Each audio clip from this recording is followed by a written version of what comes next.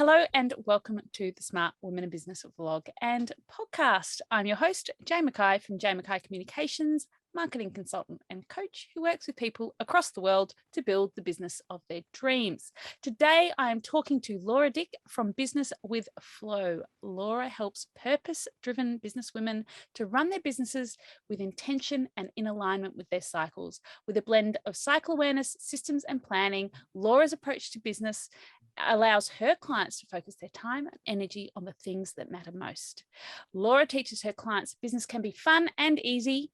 It's entirely possible to run your business feeling organized, grounded, in control, and with the freedom and flexibility to focus on your zone of genius.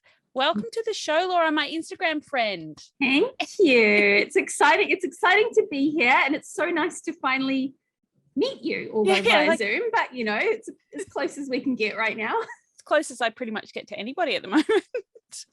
So you and I have known each other around interwebs for a long time. But tell me about your business journey, because it's been and how it's evolved. It's been quite a journey. Oh my goodness, has it been just a journey? It's just started hailing outside. Oh, has it? If you can hear that, it's like massive hailstones. Oh my gosh. We'll just edit that bit out. It'll be fun. Yeah. So my business journey, gosh, it has evolved so much from when I first started. So I'll give you the very brief and abridged version.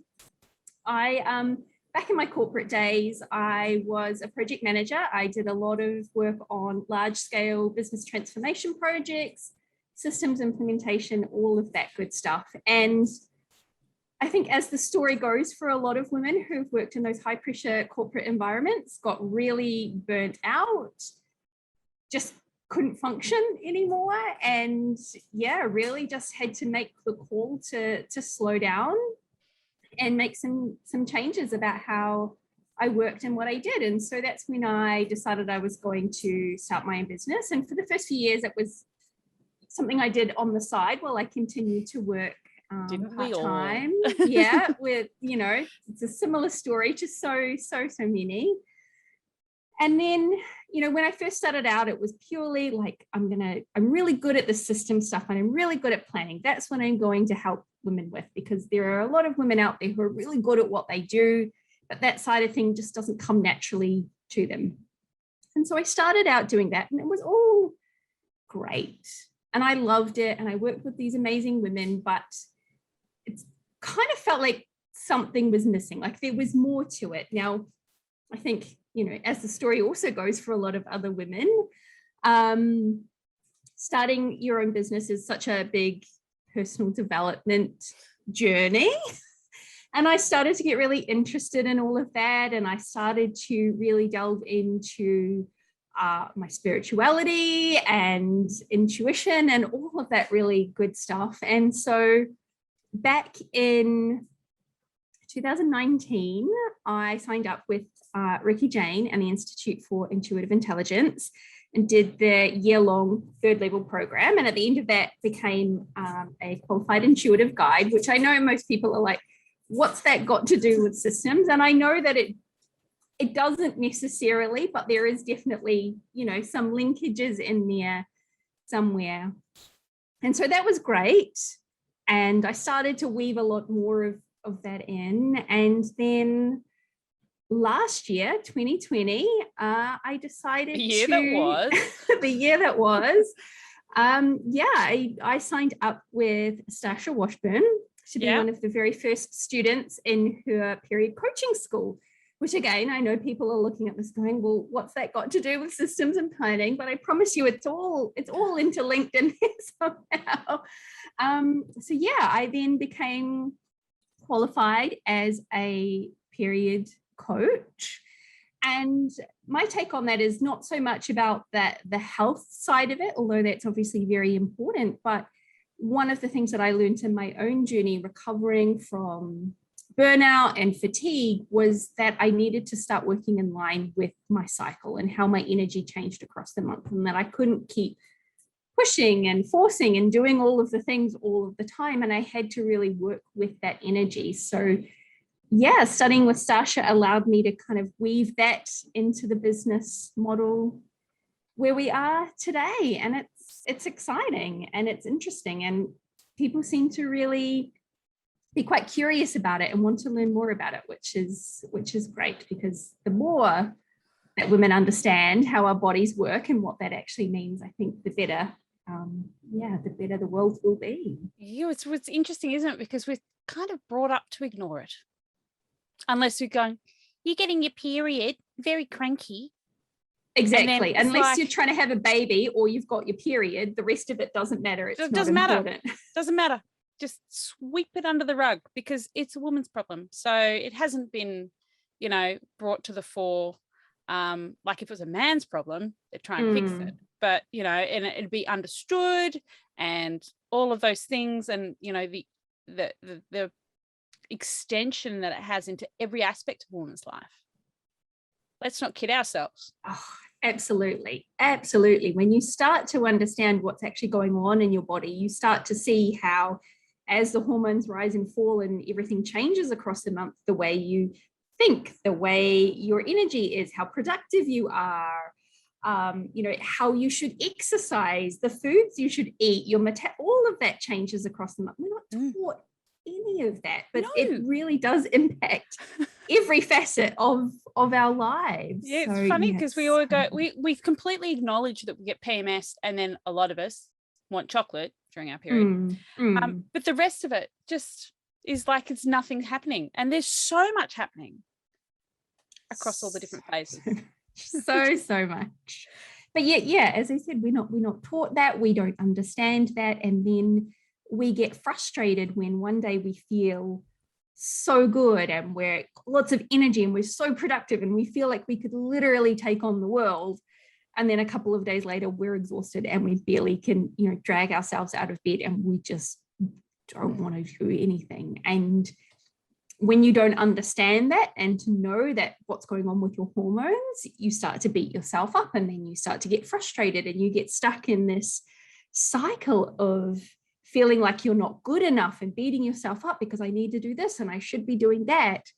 Should. When you start to should. When you start to understand that, you can plan for it and you can work with it and use those different phases of your cycle to your advantage, and actually cut yourself some slack and plan to have more space and more downtime in the lower energy phases, so you can sit on the couch and watch Netflix or read a book or, whatever works for you during that time. Honor it. Absolutely. So do you have like a quick overview of where your energy lands? Because this is probably, some women are probably sitting there going, yeah, I feel like crap today. Sure. So there are 4 key phases. Obviously, your period, that's kind of the very, very obvious chocolate one. phase. Yeah. So when you're on your period, all of your hormones, your estrogen, your progesterone, and your testosterone have all basically flatlined. And that's the signal to your body to allow yourself to start to bleed. As you come out of your period or your menstrual phase, you move into follicular. So follicular is almost, you could liken it to spring in the season. So your energy is starting to rise, your estrogen is starting to rise. This phase is a really good time to do some planning, to start new habits, start new things, because you've got that energy rising, you've got that motivation, and you feel like you really want to get out there and start to do some things. Then you move into your ovulation phase, which is when your estrogen peaks, and you also get a nice little boost of testosterone in that phase as well. So this is the phase where you have the most energy, you're the most confident, you're the most extroverted, you just feel really, really good, superwoman for a couple of days. Then after you ovulate, your estrogen drops off. And so that for a lot of women can be when you kind of get that dip of energy for a couple of days. So your estrogen drops off. It does start to rise again, but it doesn't rise as high as it did in the first phase of the follicular phase of your cycle. So as you move into that luteal phase, your progesterone starts to rise. Whereas estrogen is lots of energy and productivity and getting things done, progesterone is more calming and grounded and chill. And so that's why you might not necessarily feel like you had as much energy or as much drive or as much motivation in that phase. You still, want to do things. Maybe you feel a little bit more creative, you tap more into the, I guess, more feminine energies, that creative tasks and that kind of thing. And then as you get to the end of your luteal phase, all of your hormones start to drop off again. And that can be when you get a little cranky, a little tired, the filter comes off, and all of a sudden, lots of emotions and things going on. And yes, all of those hormones start to drop off again as you head back into your menstrual phase. So it's very, very abridged version. Well, no, it's really interesting because I can see the applications in business, like content creation. There's a natural fit in your cycle for content creation and batching all your reels. Yes, absolutely. Absolutely. Batch things like your reels, your podcasts, any videos, anything that requires you to show up and be extroverted, to use your verbal skills. Follicular and ovulation, best time to do those. Running webinars, doing live streams, all of that. Please don't do those the last few days before you're about to get your period. Because you will cry. Yeah, it would just feel so hard. And, as I said before, you start to beat yourself up because I should be able to do this, and what's wrong with me? I could do this yesterday. I love Nothing wrong with you. It's just not the best time to do it. It's very, very interesting. And I find it really interesting because, there's so many women who have ongoing issues like menstrual issues, endometriosis, polycystic ovaries, and that just can really have an impact on how you show up in your business. And I see how you're teaching women to honor that. Yeah, absolutely. Look, I have to say I've been, touch wood, very blessed when it comes to that for myself. I don't have any extreme issues with my cycle, but I certainly know a lot of women that do. And understanding that means that they can plan to say, look, if they know that they're going to just feel really terrible for the first 3 or 4 days of their cycle, they can block the calendar out so that clients can't book in. They don't book themselves in to do things. They give themselves the space and they can plan for that.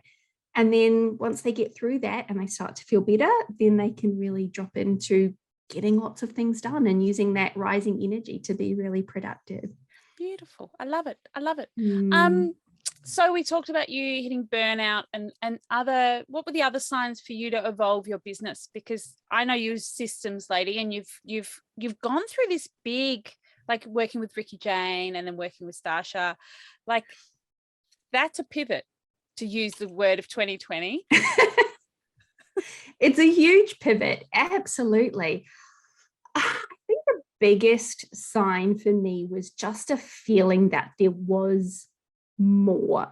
Like, yes, I'm good at this stuff and I can do this stuff, but there's more. And while I love that stuff, there was almost this feeling of, it didn't necessarily light me up and get me as excited as some of this other stuff. And I think it's important and it's great. And as I said, I'm really good at it and I know people need it, but bringing the other aspects into it just makes it feel a little more well-rounded. But yeah, as I said, I don't know that there was necessarily any big sign. It was just a feeling that there was more. I was meant to do more with this, and I just had to follow the nudge, trust what was coming through and run with it, even if I had no idea why. Yeah, I love it. Trust and surrender. It's hard, isn't it? Because as women, I'm quite intuitive. You're intuitive, obviously. We are intuitive, but we're taught to put logic around it all the time instead of just going, what feels good? What feels aligned today? And feeling into it. And I'm trying to, and I'm sure other women are too, on that journey of trusting that. Yeah. Oh yeah. I think that for me was the hardest thing to accept. And when I was going through that training with Ricky Jane, there is an element of you just have to trust what's coming through, even if there, as you said, there's no logic to it, there's no reason for it. It's just there. You have to trust it. And for someone like me who loves a good 10-step plan clearly laid out in front of me, if we do this, then we do this, then we do this, that leap of faith can be so frightening sometimes. But I think when you take the baby steps to kind of trust the little things and then build that muscle over time, it definitely becomes easier. And sometimes you just have to leap, trusting that you will land where you're supposed to land, even when there is no clear 10-step plan about where you're going to go and what's going to come from it. But yeah, I get that. One of my biggest lessons is letting go of that need to control and plan for everything. I mean, I love a good plan, but there are sometimes you just have to let the plan go. It's a wild old ride. So obviously you've given us like your key way you manage your life as an entrepreneur, but marrying that and your natural ability to be organized, how do you manage your life? Because I don't have a natural ability to be organized. Oh gosh, I mean, it's so innate within me. I'm a Virgo, so I love all I'm married things. to a Virgo. Here's a fun fact. I'm an Aries. I drive him absolutely batty. Well, I have an Aries rising, so I kind of get he's some Leo of that. rising. Yeah. So yeah, I think I'm just naturally organized. I love lists and I love structure and I love routine, and it's just how I roll. It's just the way I am, and I don't even realize I'm doing it half of the time. But yeah, part of this whole journey and this evolution has been having to let go of some of that structure and that rigid attachment to routine and just allow a little bit more going with the flow, shall we say. Going with the flow. Perfect business name. Yeah, I love it. And it is some like I mean, I'm not disorganized. I couldn't afford to be disorganized, but there is an element of, I wouldn't say chaos, but letting go of what feels aligned today. What do I have to do? Unless I've got a deadline and then I might focus. But I'm sure there's people need to accept that the way that they work is the way that they work. Yes. You can't force an Aries into a Virgo's box if you believe in that, or you can't force quite a creative, free-flowing person into a very rigid, structured box, because you need to honor the way you work. Absolutely. What works for me is not going to work for you, and vice versa. And I think for a lot of the women that I work with, when they hear that, it's such a sigh of relief, first of all, because they think that they have to be this certain way or this certain type of person in order to be able to achieve things. But sometimes it's about experimenting and finding out where, what is the sweet spot or the right amount of structure and systems and planning that works for you, so you can be really clear on your goals and what you need to do to achieve them. But you also have the space to be creative and flexible. And, if you want to just say, you know what, I don't feel like it today, and go and play hooky, then you can if you want to. Or you just, you feel inspired and you really just want to follow this thread of this great idea that dropped in while you were going for a walk or something. Yeah, in the shower. Then you can. You're not, literally tied to the schedule or the plan. So for a lot of people, it is a bit of experimenting, of finding that sweet spot that gives them the structure to make sure that they're not trying to do 1,000 things at once and never finishing anything and never achieving their goals. But at the same time, the flexibility and the freedom that they need, so they don't feel like they're restricted and being forced to do something that doesn't feel good or doesn't feel right for them. So it's funny, once I gave myself permission to take the breaks whenever I want in my business and go and lie on the couch, I haven't taken a break and lay on the couch since. It was like, I really want to do it because I can't. I really want. Okay, well, you can do it. I know I don't want to do it. I haven't done it since. Sometimes we just want to be rebellious, right? We set these stupid rules for ourselves. Man. Yeah. We set these stupid rules for ourselves that no one is, like, we are our own boss. We get to decide what the rules are, but sometimes we think we have to do, we think we have to be at the computer from 9 a.m. till 5 p.m. when actually, if you work better by having a really slow, lazy morning and start at 11 a.m. and you're really productive in the afternoon, then do that. Like you can set your own rules, but when you set... Yeah, I'm the opposite, like 2:30, cactus.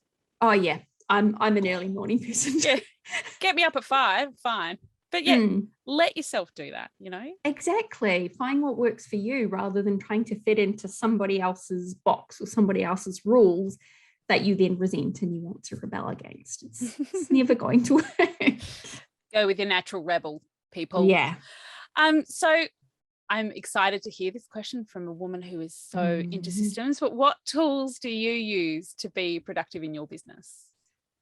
Oh, my favorite tool pretty much runs like everything in my business is ClickUp. So if you haven't heard of ClickUp, it's like Asana, but a million times better. A lot more flexibility. And so, yeah, I have everything, all of my systems, all of my processes, my workflows, my planning, my client management, everything is in ClickUp. I love ClickUp. It's very cool. Funny because the two systems people I know both use ClickUp, and I'm like, do I need another one in my life? Maybe I do. Yes, I love ClickUp. As I said, everything is in there. It's wonderful. So that's the big one for me. Everything lives in ClickUp, and my Google Calendar is the other thing. Just making sure that, for me, I put the phases of my cycle in my calendar. So when I'm looking forward and I'm going to, book in for podcast interviews, things like that, I make sure that I'm not booking them in the phases of my cycle where I know that I'm probably not going to be at my best, or I'm not necessarily going to feel like putting on peopling. I'm a massive introvert, and there are, those last few days of my cycle in particular, I just want to hide away from the world and not talk to anyone. So yeah, Google Calendar is definitely the other one that rules my life. Yes. Without Google Calendar, I am nothing. So one of the things that I always talk about on my pod is imposter syndrome and dealing with the bad days in business. So what are your tips? How do you manage? How have you got over it over the journey of your business? Because it does change. Like I'm much more resilient against it now. Like whatevs, like shush now. But it depends on how long you've been in business and all of those things. I think probably the biggest thing that I have learned is that it's okay to feel like crap sometimes. And rather than trying to push it away or resist it, sometimes you just need to give yourself the space to go, you know what, I'm not feeling it today. I'm just going to take the day off. And allow yourself to explore what's going on. A good question to ask, of course, is like, where are you in your cycle? Because as I said before, like those last few days, as you're heading into your period, as your hormones start to drop off, a lot of stuff can come up. And it can be the time when all of a sudden you start to feel like you're not good enough and you just want to throw it all away, run away, hide under a rock. So, if that's the case, then please don't make any rash decisions. Just create some space for yourself, give yourself some time, and be really gentle and kind to yourself, and revisit that, when you're feeling a little more emotionally stable.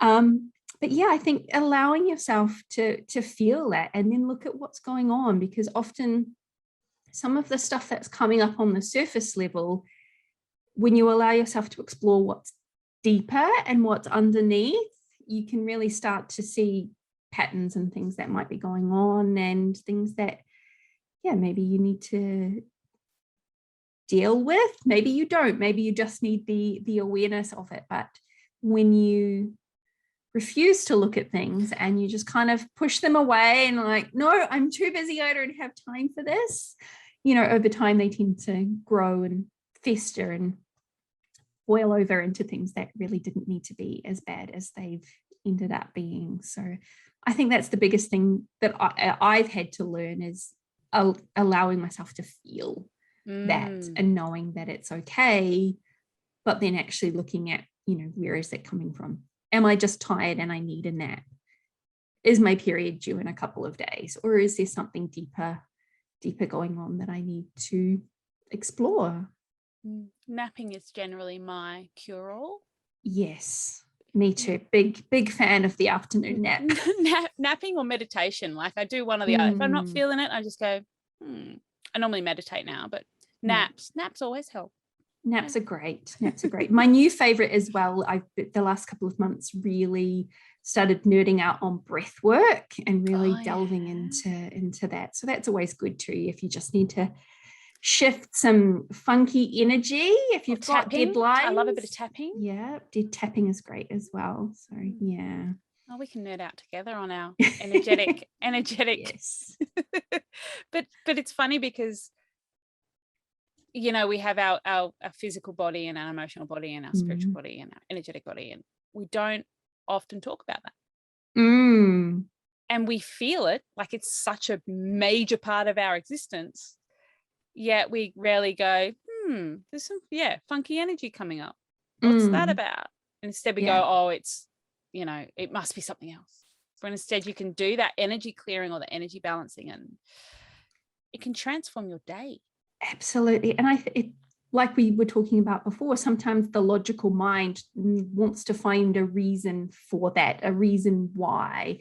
Sometimes you don't need to know why, you just need to do something to shift the energy to make yourself feel better, and then get on with your day. We don't need to, don't need to look for all of the reasons why you know something's going on. Just we don't always need to know the why and the how. We just exactly can acknowledge, move on. So how do you maintain your sense of community? We were speaking off air about you're in New Zealand, where you haven't had all the lockdowns, but you still work by yourself. So yes, how's that going for you?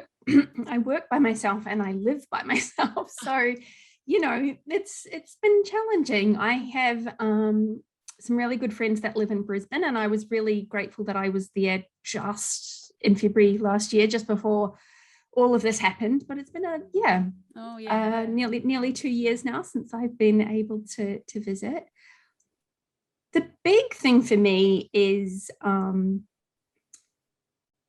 just connecting with people on social media, well, Instagram in particular. I've really stepped away from Facebook. I just not feeling Facebook this year. So, but yeah, just, you know, spending time on Instagram, chatting to, you know, you and I often, you know, just a few little chats in the DMs and that kind of thing.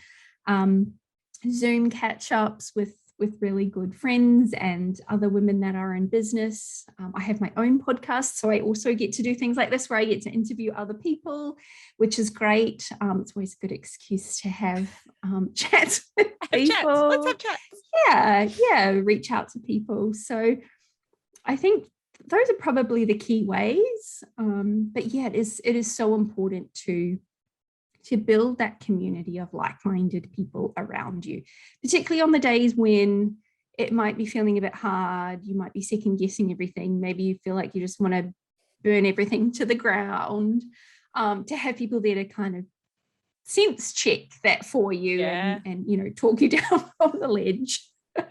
Don't deregister your business. Don't do it. But I'm so overwhelmed. No, I'm kidding. So what's your why? What keeps you motivated? Biggest thing for me, you know, the more that I have been learning about all of this cycle thinking and how it impacts not only our businesses, but our lives, is I was so frustrated when I first started learning about this about 4 years ago that we weren't taught this. And so now I want everyone to know, to understand how things work, and to understand that you're not going crazy, that yes, your hormones are to blame, but they're not to blame. It's just about working with them, not against them.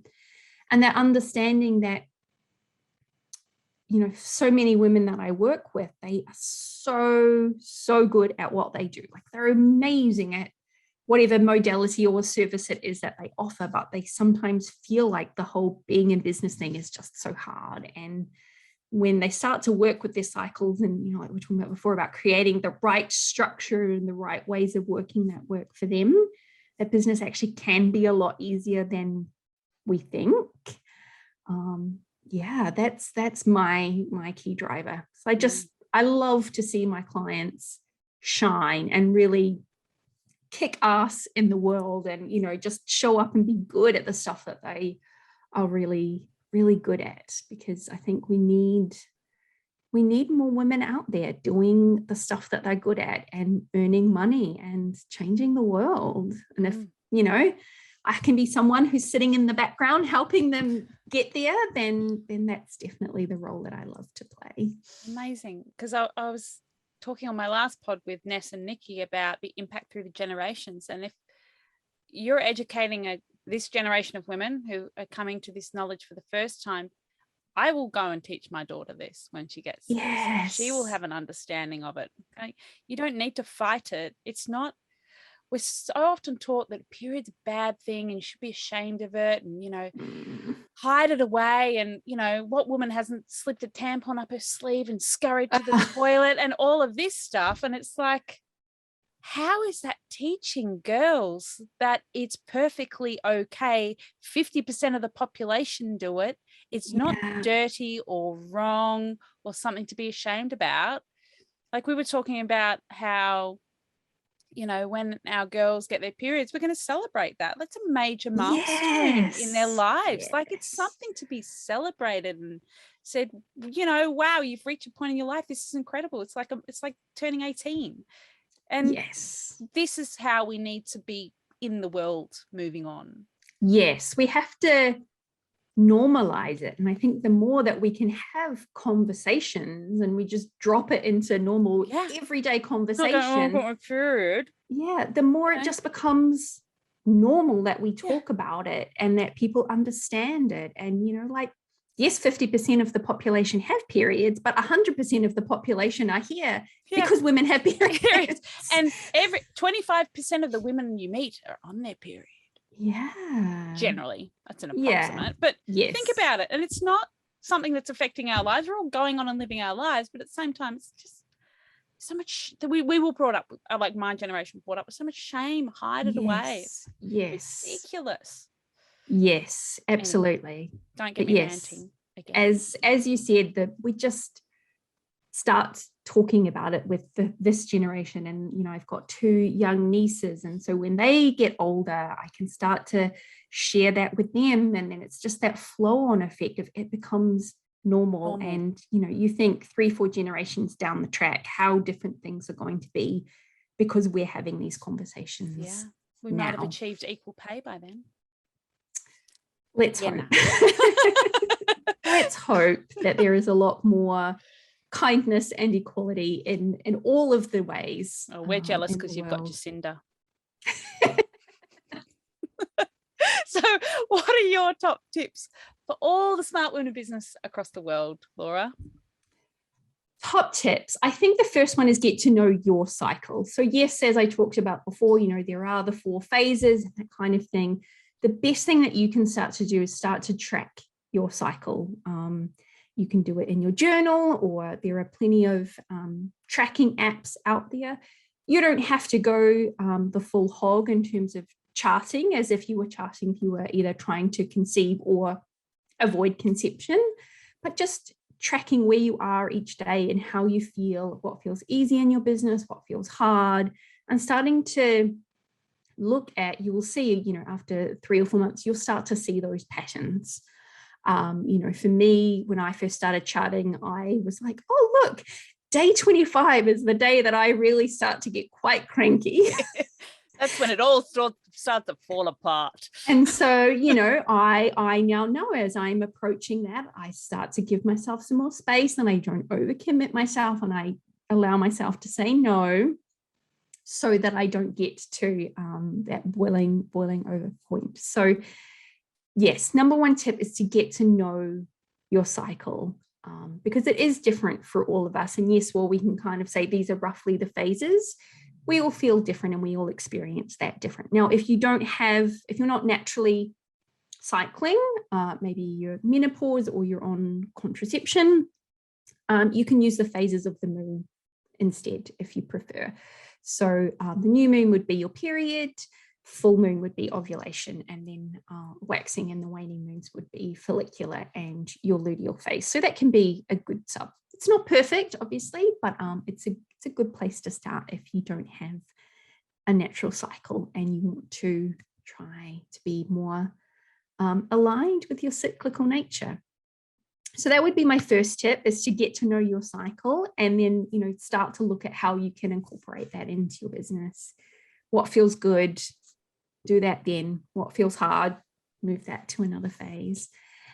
And then I think the other tip that and we kind of already talked about this, but give yourself the permission to set your business up in a way that works for you. If you feel better getting up at 5 o'clock in the morning and be really productive in the morning and then finish early, do that. If you prefer to have a really leisurely morning and not start work until mid-morning, do that. You are allowed to create your business in a way that works for you. You don't have to listen to anyone else's rules that say you have to do this to be productive or you have to do that in order to be successful. But sometimes, you might just need to experiment with what feels good, what feels right, so that you can set things up in a way that allows you to keep working towards those goals without beating yourself up because you feel like you should be doing this or you should be doing that. I think that's so important. I love it. Thank you. How can people find out more about working with you, Laura, or about what you do and how you work? So you can come hang out with me on Instagram. Business with Flow is I just changed it this week. You did, congrats. I'll link it in the show notes. Yes, so Business with Flow, come hang out with me on Instagram. As I mentioned, I also have my own podcast. It's called With Flow. You can find that on all of the podcast places, which is a really good place to learn a little bit more about what I do and all of the cycle syncing stuff and how that impacts how you run your business. Beautiful. Thank you so much, Laura. I have learned a lot today and I'm sure the listeners have too. Thank you. It was great to be here.